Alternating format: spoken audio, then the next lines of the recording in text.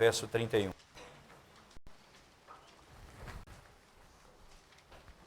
Atos, capítulo 9, verso 31.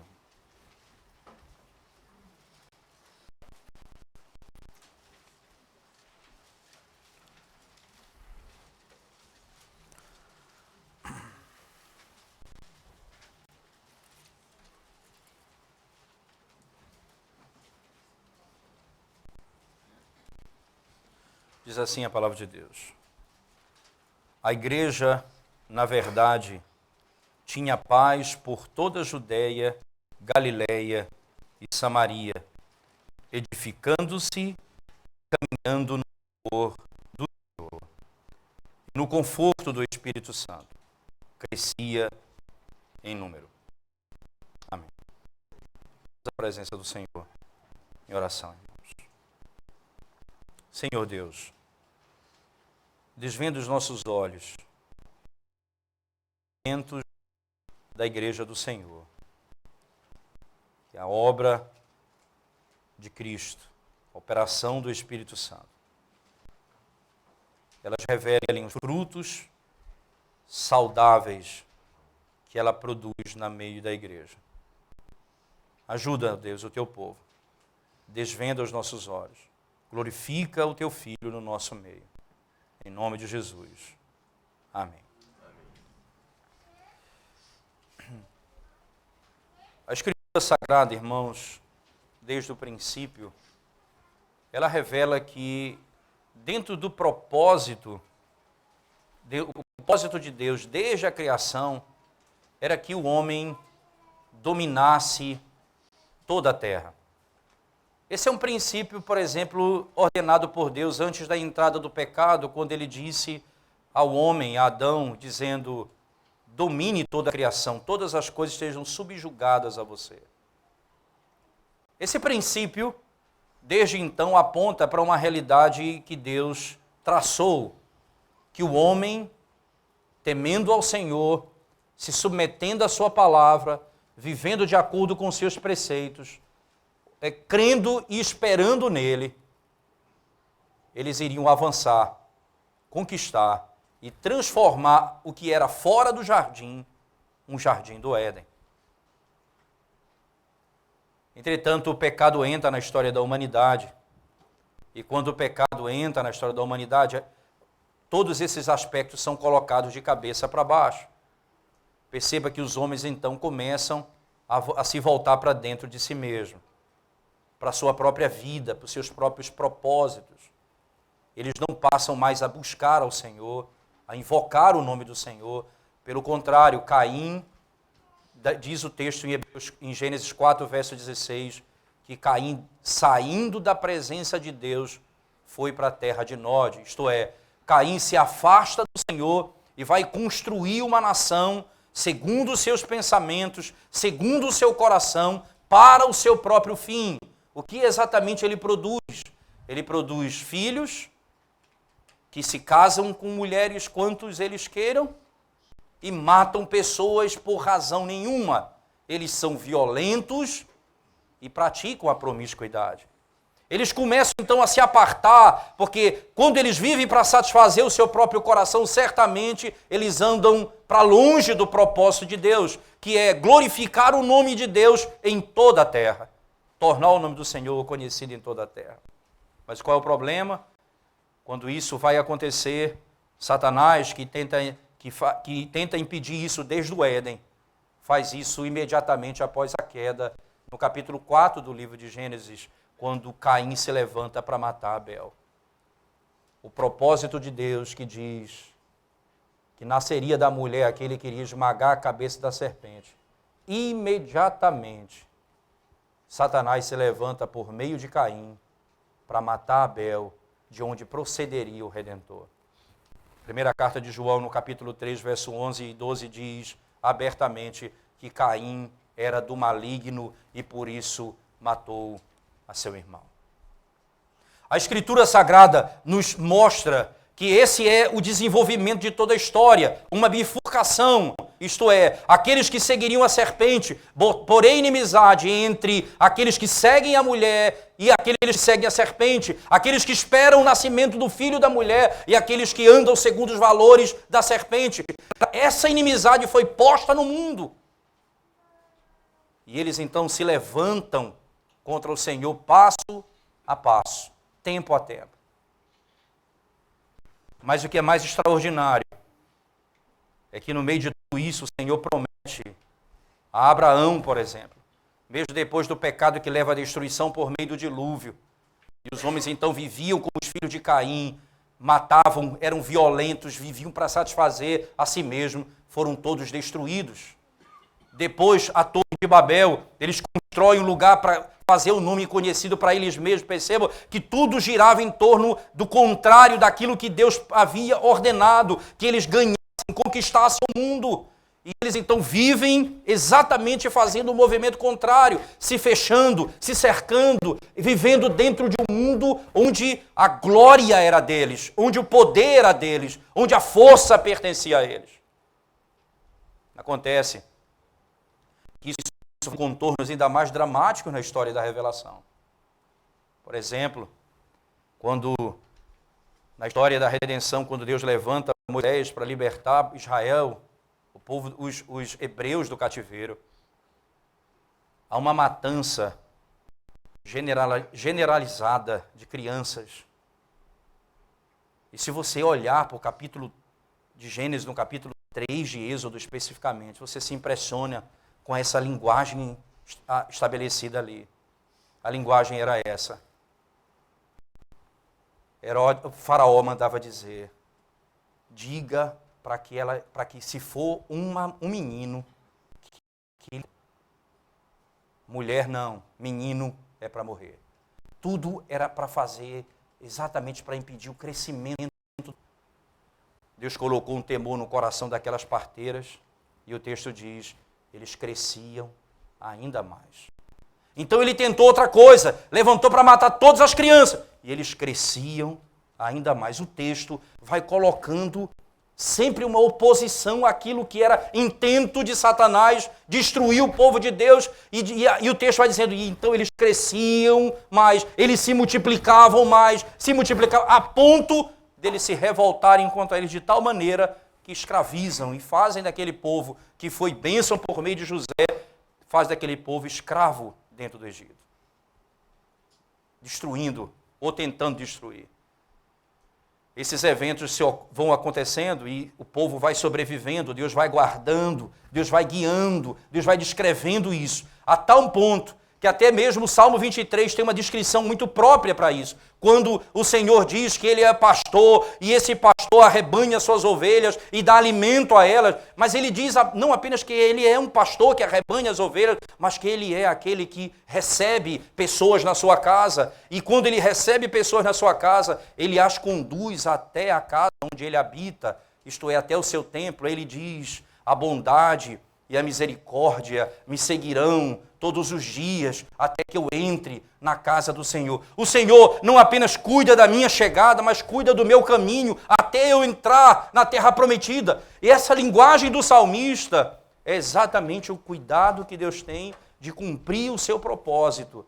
O seu povo, Deus vai conquistar a terra por meio da pregação e da vida do seu povo, mesmo Satanás se levantando para destruir o seu povo, mesmo os inimigos se levantando para destruir o povo de Deus. Quando Jesus Cristo nasce, essa foi a investida, Ele manda matar todas as crianças também, para que não nascesse. A primeira tentativa de impedir o nascimento do Messias foi lá em Gênesis 4. Caim matou Abel. E a última tentativa foi no Evangelho, quando Herodes manda matar todas as crianças, com uma última tentativa. O Senhor sobrevive. Ele se torna exatamente aquilo que Deus havia. Ele é Deus e veio para libertar o seu povo do cativeiro, assim como foi liberto Moisés e se tornou libertador do seu povo do cativeiro. O Senhor Jesus veio para libertar o seu povo do cativeiro. Quando ele então morre, ressuscita, ele põe em liberdade o seu povo das amarras do pecado, do diabo e do mundo. E esse povo então é livre. O que é que acontece? Acontece o mesmo que aconteceu com ele. A inimizade do mundo. Eles odeiam a igreja, eles odeiam o Senhor e querem matar o Senhor, matando a igreja. João Calvino, nas Institutas, no livro 1, no capítulo, especificamente no capítulo 17, ele descreve assim: Satanás, sendo inimigo principal de Deus, não podendo se levantar contra o seu Criador, ele parte para cima daqueles que são a imagem de Deus. Ele parte para cima daqueles que são a imagem de Deus. Todos esses eventos podem terminar fracasso, mas a igreja vai avançando. A igreja vai avançando. A igreja vai crescendo. Ela vai se espalhando. Ela vai alcançando lugares. O que parecia ato de destruição, na realidade é o avanço do reino de Deus. O que nós estamos diante aqui em Atos, no capítulo 9, exatamente a continuidade de princípios como esse. Isto é, veja que o que acontece no capítulo 8 e capítulo 9 é Saulo se levantando para destruir a igreja do Senhor no caminho de Damasco. Paulo se levantando para poder fazer aquilo que era contrário à ordenança divina. E Deus então se revela a ele, redime o coração dele, o evangelho é pregado, muitos são salvos. E a igreja que vivia em perseguição começa agora a viver dias de crescimento. A igreja que vivia dias de grande tribulação passa a viver dias de paz. Esse é um princípio que se estabelece em Atos. Por favor, volte comigo no capítulo 2 do livro de Atos. Sempre tem um resumo como esse em toda a narrativa. Verso 46 e 47. Capítulo 2 já diz assim. E o capítulo 9, 31 é exatamente um resumo desses. Ele diz: diariamente perseveravam unânimes no templo, partiam pão de casa em casa e tomavam as suas refeições com alegria e singeleza de coração, louvando a Deus e contando com a simpatia de todo o povo. Enquanto isso, acrescentava-lhes o Senhor dia a dia os que iam sendo salvos. Veja no capítulo 5, por favor, do livro de Atos também. Capítulo 5. Perceba que o que vai acontecer é que no capítulo 4, Satanás vai tentar levantar contra a igreja por meio de levar aqueles apóstolos ao sinédrio para serem condenados. E eles ali então saem, são libertos de maneira poderosa e pregam o evangelho e muitos se convertem. A igreja continua crescendo. Satanás então não se contenta com isso. O que é que ele vai fazer agora? Ele vai levantar a inimizade no meio da igreja. Ele vai levantar um casal, Ananias e Safira, que pela hipocrisia eles vão tentar trazer a desordem para dentro da igreja. E aí o que é que acontece? Veja, por que eu estou falando que é Satanás? Porque o próprio Lucas descreve isso. Verso 3 do capítulo 5, que diz: então disse Pedro: Ananias, por que encheu Satanás teu coração para que mentisses ao Espírito Santo? Que não é simplesmente uma inclinação ao pecado, não é simplesmente uma inclinação à hipocrisia que é natural do coração do homem, era um ato satânico maligno tentando desestabilizar a igreja que estava ali florescendo naquela época, para que ela não fosse adiante. Assim como fizeram no passado, assim como Caim fez contra Abel, assim como Faraó fez, assim como Herodes fez, assim também está sendo feito aqui. Se levantam para tentar destruir a igreja do Senhor. Acontece que quando a igreja do Senhor trata os seus problemas como a Bíblia ordena, ao invés de causar divisão, causa temor e causa salvação. verso 10 do capítulo 5 e 11, veja o que diz a Escritura. No mesmo instante, caiu ela aos pés de Pedro, aqui a esposa dele, aqui é Safira, e expirou. Entrando os moços, acharam-na morta e levantando-a, sepultaram-na junto, e levando-a, sepultaram-na junto do marido. E sobreveio grande temor a toda a igreja e a todos quantos ouviram a notícia desses acontecimentos. Grande temor. Capítulo 5, finalzinho do capítulo 5, acompanhe o que diz a Escritura Sagrada, verso 41 e 42. E eles se retiraram do sinédrio, regozijando-se por terem sido considerados dignos de sofrer afrontas por esse nome. E todos os dias, no templo e de casa em casa, não cessavam de ensinar e de pregar Jesus, o Cristo. Perceba que essas ações contrárias produziam avanço da igreja. Essas ações contrárias produziam avanço da igreja. Isso foi assim desde o princípio, porque a inimizade foi posta pelo próprio Deus. Esses homens se levantarão contra a igreja. E é interessante que a igreja do Senhor, eu não sei como se chama em Pernambuco, no Pará, você chama de pipa, não é? Papagaio, vários nomes que você empina, e ele só sobe se o vento estiver contrário, o vento a favor derruba. É assim a igreja, ela só vai para cima, avante, quando é contrário. Perceba que o vento, quando vem contra a igreja, ao invés de destruir a igreja, levanta a igreja. Quando o pecado parece que vai dominar, Deus vem e restaura a sua igreja, porque a igreja do Senhor vai conquistar o propósito estabelecido por Deus. Ela vai avançar até os limites da terra e alcançará os seus eleitos em todo o canto da terra. Exatamente assim que a Escritura descreve a obra de Deus. Termina uma narrativa tão densa e tão cheia de significado como aquela no capítulo 9, que nós expomos domingo passado. Tão densa e tão cheia de significado.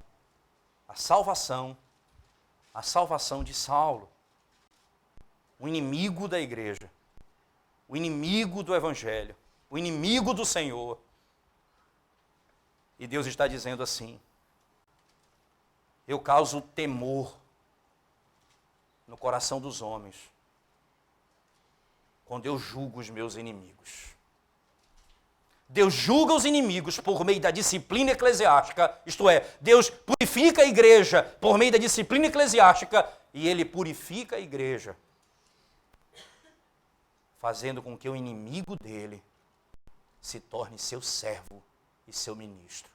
Porque o que o Senhor está dizendo é assim: ora, aqueles que são meus inimigos e foram eleitos por mim, esses eu puni na cruz do Calvário.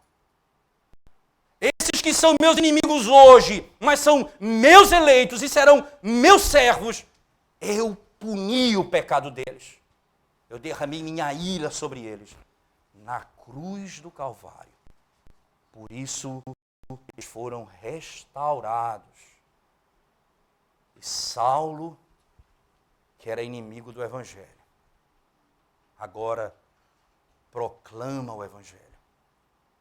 Anuncia o Evangelho.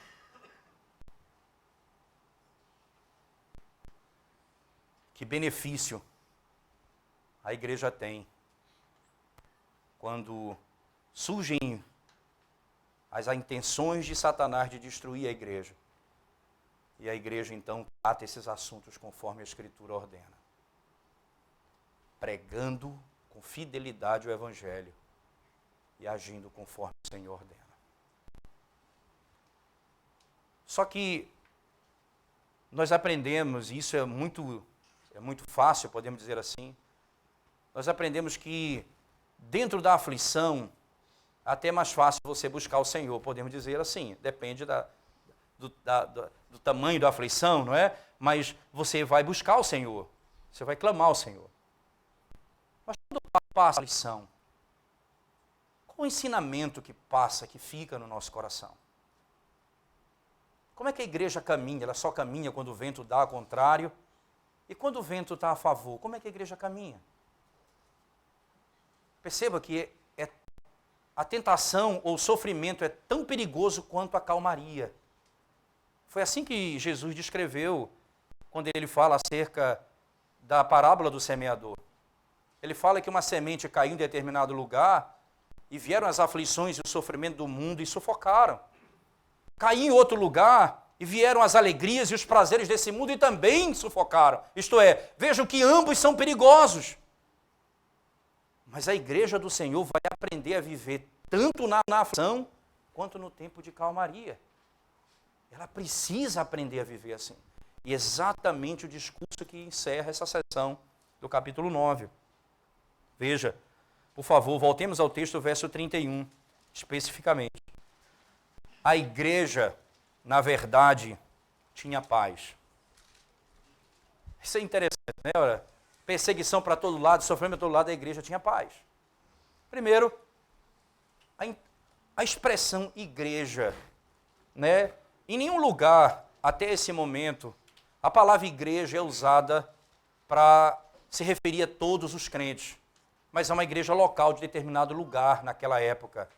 Mas agora ele fala a igreja como um lugar mais abrangente. Veja, se não é verdade, perceba, a igreja na verdade tinha paz por toda a Judéia, Galileia e Samaria. Perceba, ela está falando de 3 áreas, 3 regiões e chama de igreja. Então a igreja, isto é, em todo lugar onde o evangelho do Senhor foi pregado, onde o nome de Jesus Cristo foi anunciado, onde houve salvação, onde os homens vivem debaixo da submissão à palavra, onde estão governados por aqueles que Deus deixou para governar. Ali é uma igreja. Ele diz a igreja, que esse aspecto mais abrangente, né, é um termo, certamente tem um significado teológico técnico, e significa a comunidade dos crentes, sem dúvida alguma. É a comunidade daqueles que temem ao Senhor. Nesse aspecto, o evangelho foi anunciado não apenas a Judéia e Samaria. Veja que um outro lugar é trazido ao texto, que não tinha sido anunciado em Atos 1:8. Lembra de Atos 1:8 que diz, recebereis poder ao descer sobre vós o Espírito Santo e sereis minhas testemunhas, Jerusalém, Judéia, Samaria, até os confins da terra. Aqui acrescenta a palavra Galileia, porque provavelmente é uma região da Judéia, e aí ele separa dizendo que o evangelho também chegou ali. Toda uma região que ainda não era a região dos gentios. Perceba, Judéia, Galileia e Samaria. E aqui é um marco na narrativa, porque ele encerra falando o evangelho foi até Samaria, porque a partir do capítulo 10, o evangelho vai agora alcançar regiões fora, que o centurião Cornélio vai ser salvo, que era um gentio completamente, e agora nós vamos falar de uma segunda etapa do processo do avanço do reino de Deus. Na primeira etapa do avanço do reino, as 3 regiões são citadas. A igreja na verdade, tinha paz por toda a Judéia, Galileia e Samaria. Ora, irmãos, dias de grande sofrimento a igreja viveu naqueles dias, naquela época. Mas o apóstolo Paulo, escrevendo a Timóteo, primeira carta dele, no capítulo 2, ele vai nos ensinar que nós devemos orar por todos os homens. E orar pelas autoridades para que possamos ter dias de paz na terra. Perceba que nós devemos buscar o Senhor quanto a isso. E como igreja, nós devemos obedecer ao Senhor e orar por isso, porque certamente é um período de grande benefício para a igreja também, quando a igreja vive em período de paz, quando nós podemos proclamar o evangelho livremente por todo canto. Ora, irmãos, mas aqui vem uma grande exortação. E aqui vem o maior de todos os pecados nessa área. Nós não temos levado a sério, assumido essa responsabilidade de vivermos dias de paz na nossa nação. O que faz com que um país como a China, isso eu vi de uma igreja reformada, não é, presbiteriana reformada nos Estados Unidos, que planta igrejas na China, que vive no subterrâneo, que se reúne de modo escondido, não é em pleno dia. Que esses homens veja bem, que se forem encontrados juntos adorando a Deus, serão presos e até mortos, o que fazem com que eles saiam das suas casas e se reúnam.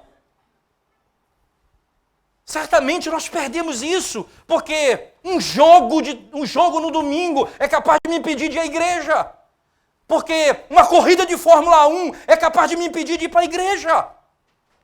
Porque um aniversário de um amigo do amigo meu, no sábado para o domingo, me impede de ir para a igreja. Esse povo se reunia para cultuar o Senhor.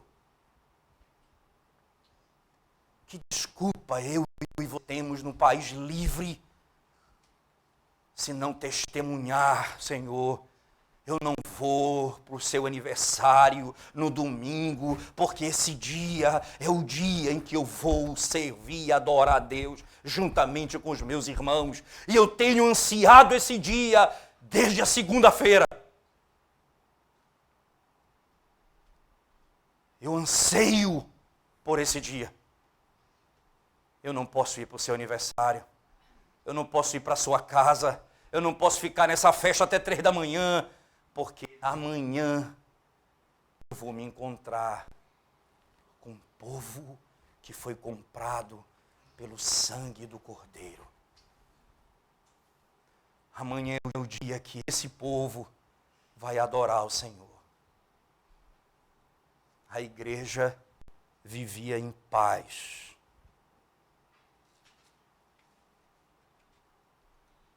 O que faz? E que motivo você tem para não estar na igreja domingo de manhã e domingo à noite? Ora, se a perseguição viesse, você diria, eu não vou para não morrer. Porque se você foi capaz de trocar uma corrida de Fórmula 1 pelo culto ao Senhor, você certamente vai trocar sua vida pelo culto ao Senhor. Não tenha dúvida disso. Se você foi capaz de trocar, ir ao shopping com seus amigos, ao invés de ir para a casa de Deus, certamente você vai trocar sua vida pelo culto ao Senhor. Aqueles homens não temeram. A Escritura Sagrada então vai adiante e diz, eles viviam, a igreja já tinha paz em toda aquela região. Veja, edificando-se e caminhando no temor do Senhor. Edificando-se. Ora, essa é uma imagem, irmãos, que ela tem sentido agora. Que eles estão sob um fundamento, eles estão sendo edificados sobre esse fundamento. Que fundamento é esse? A obra de Cristo. O meu Senhor que veio ao mundo, morreu pelos meus pecados, foi sepultado, ressuscitou ao 3º dia. Esse Senhor é o fundamento da igreja. A sua obra é o fundamento da igreja. E nós então somos edificados nele, nós nos edificamos, nos construímos em cima desse fundamento. Não tem outro fundamento, não, é Cristo.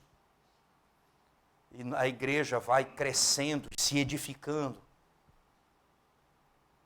aprendendo, crescendo junto. Porque a palavra de Deus é ensinada.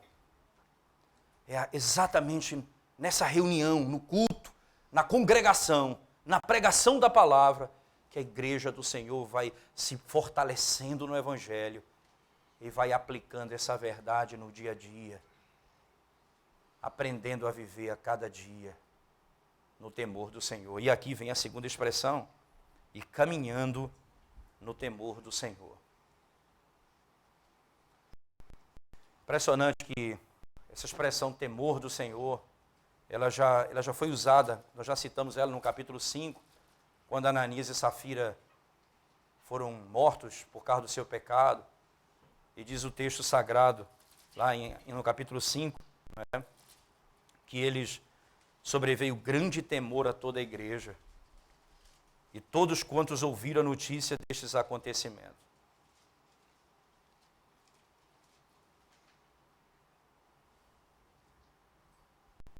A mulher chamada Raabe, ela ouviu falar que o Deus de Israel, que estava marchando contra Jericó, tinha feito coisas extraordinárias para livrar o seu povo. E que o coração dela estava cheio de temor com aquilo. E ela disse, eu quero que o seu Deus me proteja. Me protege. Porque o temor do Senhor, ele causa conversão. Ora, irmãos, em que contexto foi causado o temor do Senhor lá em Atos 5? Na disciplina eclesiástica. Quando a igreja do Senhor não disciplina, irmãos, quando o pecado da igreja não é tratado com seriedade, não tenha dúvida que o temor não paira no coração dos homens. O que é que nós estamos dizendo para o mundo? Lá na igreja, onde se prega o evangelho, lá os jovens vivem como querem, lá as pessoas vão para a igreja da maneira como elas querem, o dia que querem, lá elas não são cuidadas, não são pastoreadas, não, elas vivem a vida da maneira que elas querem viver. Eu pastorei uma igreja no Grande Recife. E quando eu cheguei na igreja, o comentário na cidade era exatamente esse. Eu não vou frequentar aquela igreja onde tem duas pessoas que praticam tal pecado que é conhecido em toda a cidade e a igreja não faz nada contra isso. Como nós podemos dizer que pregamos o evangelho e que Cristo morreu pelo pecado, se nós não zelamos pela vida das nossas ovelhas? Ora, você está vendo o seu filho viver no pecado e você não vai discipliná-lo? Quando você tem 2, 3, 5, 6 filhos e você disciplina um por causa de um pecado, os outros vão temer. Vão dizer, eu não vou cair no mesmo erro, porque o meu pai trata o pecado com seriedade. A mesma forma a igreja, como que a igreja pode viver no pecado e a igreja não faz nada, a liderança não trata o pecado da igreja. Não haverá temor do Senhor no nosso meio. Os jovens não temerão a Deus. Eles acham que podem viver como quiserem todo o tempo. Os maridos acham que podem tratar a esposa todo o tempo como imaginam que podem tratar. As esposas acham que podem viver a vida que desejam viver longe do Evangelho. É óbvio que Deus deu à igreja a liderança para que o pecado, à luz das Escrituras, no temor do Senhor, seja tratado. E ela vai produzir o quê? Diz o texto, capítulo 5. Sobreveio grande temor a toda a igreja. Toda a igreja temeu. E todos quantos ouviram a notícia desses acontecimentos.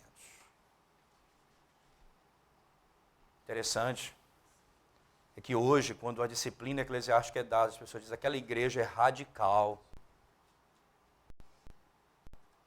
A coisa está tão debandada que não há nem temor pela disciplina. É radicalismo. Já encontraram uma maneira de dizer que aquela igreja não está seguindo a palavra de Deus. Eles são radicais. Que tristeza. É tanta paz no nosso meio, tanta tranquilidade no nosso meio. Mas se não formos edificados na palavra, não haverá temor do Senhor. E o temor do Senhor, irmãos, vai produzir, diz a Escritura Sagrada, né? Um crescimento na igreja. Mas não é só o temor, não. Conforto do Espírito Santo. Conforto nas nossas lutas. Conforto nas perdas. Conforto nas nossas tentações. Clamaremos ao Senhor e teremos um auxílio bem perto de nós. A igreja do Senhor foi liberta e está caminhando no deserto, rumo à terra prometida. E o Senhor então destaca e diz, ora, o meu temor, a edificação e o conforto, o consolo do Espírito estará com o meu povo. Nós recebemos isso do Senhor na caminhada. Já pensou, irmão, saber exatamente disso? Isso tudo para mostrar que Deus está presente conosco durante toda essa caminhada. Conforto que não nos permite viver no pecado, mas que nos faz lembrar de coisas importantes. Quando perdemos, Ele nos faz lembrar daquilo que nós já ganhamos.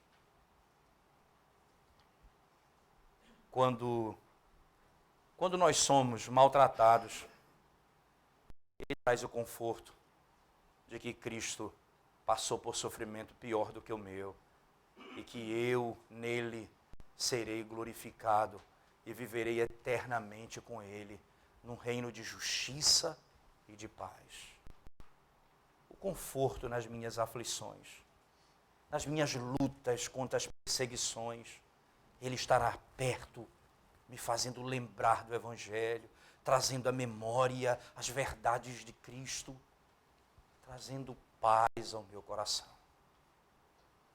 A igreja não está só. Havia paz na igreja. Os inimigos tinham sido silenciados. E a igreja caminhava em edificação, no temor e no conforto do Espírito Santo. E o que é que acontece, irmãos? Crescia em número. Aí nós temos um discurso interessante no meio reformado. O importante é a qualidade, né? Bem, é importante sim.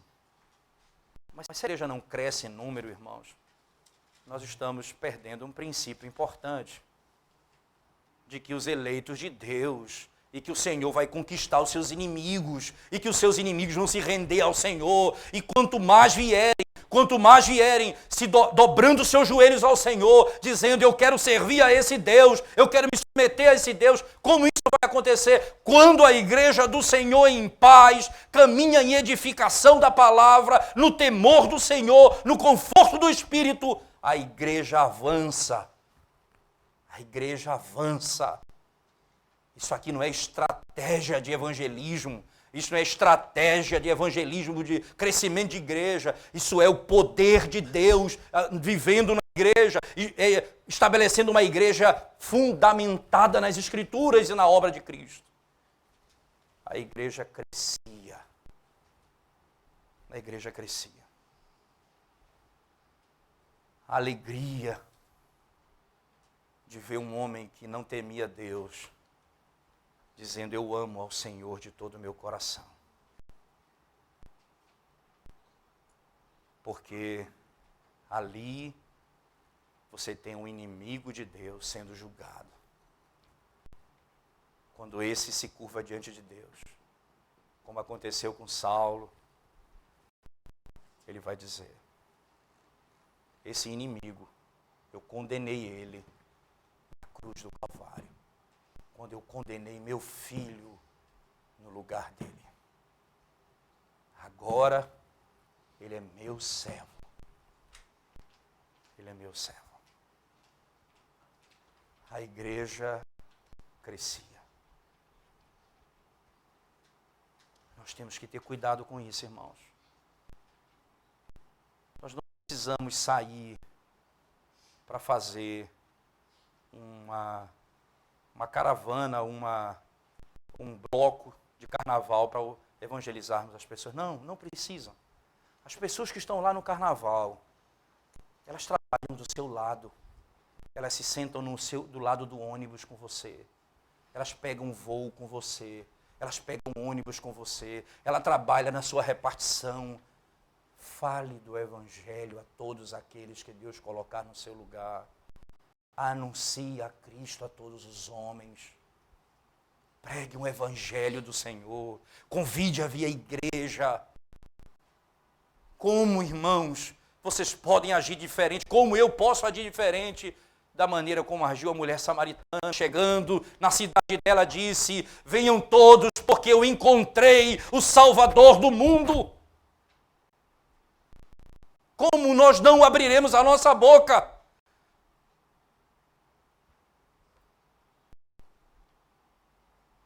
você olha para alguém que você faz negócio nesse mundo, pense que ele é uma alma que está indo para o inferno sem Cristo. Faça negócio correto com eles. Anuncie o evangelho de Cristo a eles. Encontre um meio de fazê-lo e faça. Ore por ele. Porque a igreja do Senhor precisa avançar. Precisa avançar. E ela vai avançar. Se nós pegarmos a palavra de Deus no poder do Espírito Santo, com toda a intrepidez. Com toda a intrepidez.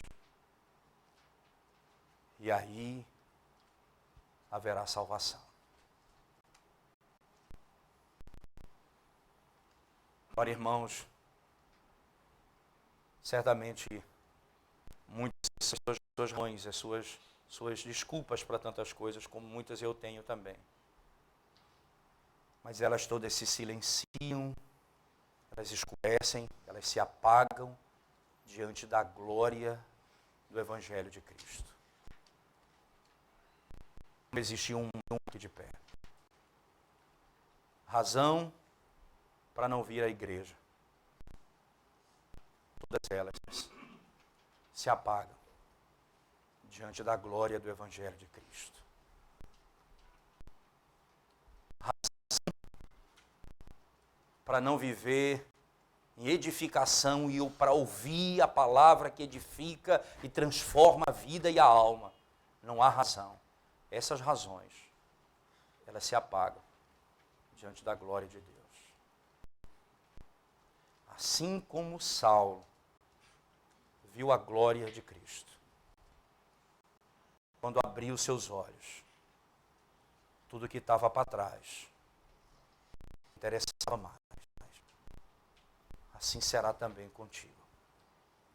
Se Cristo revelar a sua glória a você pelo poder do Espírito Santo, tudo o que prende você hoje ficará para trás.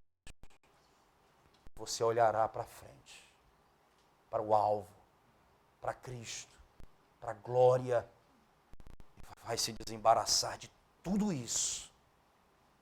Não haverá desculpa. Nada me impedirá de estar na casa do Senhor. Nada me impedirá de adorar a Deus com os meus irmãos. Nada me impedirá de falar de Cristo a todos os homens que estão ao meu lado. Certamente, a igreja do Senhor crescerá. E aquela ordem lá de Gênesis, domine toda a terra, será cumprida aqui. Judeia, Galileia, Samaria. Agora vai até aos fins da terra. Todos se curvarão diante do Deus Altíssimo. Certamente. Amém. Vamos orar ao Senhor, irmãos, mais uma vez. Bendito Deus e Senhor de toda a glória, Pai de todo poder, força, alegria, ânimo, conforto. Aplica a Tua obra no nosso coração, salvo, redimindo homens e nos impulsionando a fazer Tua vontade. Glorifica o Teu nome na Tua igreja. Exalta o Teu nome no nosso meio, Senhor. É o que te pedimos em nome de Jesus.